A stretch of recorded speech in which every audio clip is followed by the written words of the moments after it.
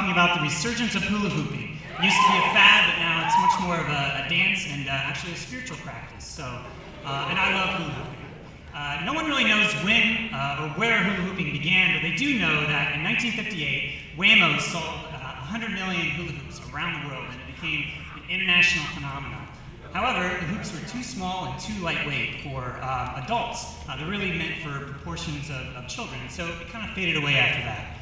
And then in the mid-90s, there's a band called the String Cheese Incident, and they would actually toss adult-sized hoops into the crowd in order to get them to dance. And it worked, and people started dancing and started taking all over the country to different music festivals, including by Anna Reichenbach, who became actually the first professional hoop dancer. Anna would perform underneath the name of Hoopalicious, and she would actually make hoops and sell them. So she kind of seeded the modern hoop dance movement. To make a hoop, you basically need irrigation tubing. You cut the tubes, you have to heat the ends of the tubes with a connector, and then you wrap it in tape. And so that helps it give you a little bit more friction and stay on your body. Now, most people, when they start to hoop, they want to sort of go around in a circle, and that's not what you want to do. What you want to do is kind of just go back and forth. And so two points of contact that'll make it a lot easier and actually let you do a lot more complicated moves. Now, most people don't know that hooping, most of the moves are with the hands, and then with the waist, and then on the legs. And there's other places as well, but there's a lot of sorts of variations that you can do. You can move around, you can dance, you can wear a blindfold, and some people do fire hoops. But the thing that you want to do is to also be able to switch directions. What are you doing? You switch support on both sides, so that can give you a little bit of balance. There's a lot of different training resources that are out there. I'll sort of walk you through all the different hoop moves, books and DVDs. And so there's a whole repertoire of moves that you can use, and this is really the performance context of hoop dance. There's hoop camps where people from all over the world come together to learn different tips and tricks and workshops and share insights with each other. It's really a chance to get re-inspired with what's possible. And the ratio is about 9 women to every 1 man.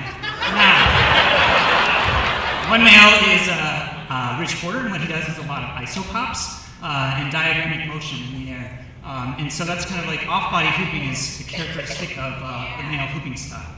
Another person is Baxter. He does blindfolded hooping, which is really focusing on your inner experience rather than what's happening outside of you. He started the hoop path, which is it's kind of like a meditative branch of hooping. So hooping is a feedback of rhythm. You're listening to the music, you're expressing your rhythm through your body, and then the hoop is feeding that rhythm back into you. So it creates this closed loop of rhythm that's really profound and it's really deep and engaging. And there's also mini hoops that go a lot faster. And so when you do the mini hoops, you can actually hoop to the beat of the rhythm of the music. You can use a metronome to actually get the technical details of that, but it kind of puts you into this meditative state of mind. And when they look at brains of meditators, what they found is that it has this synchronization between the left and right side of the brain.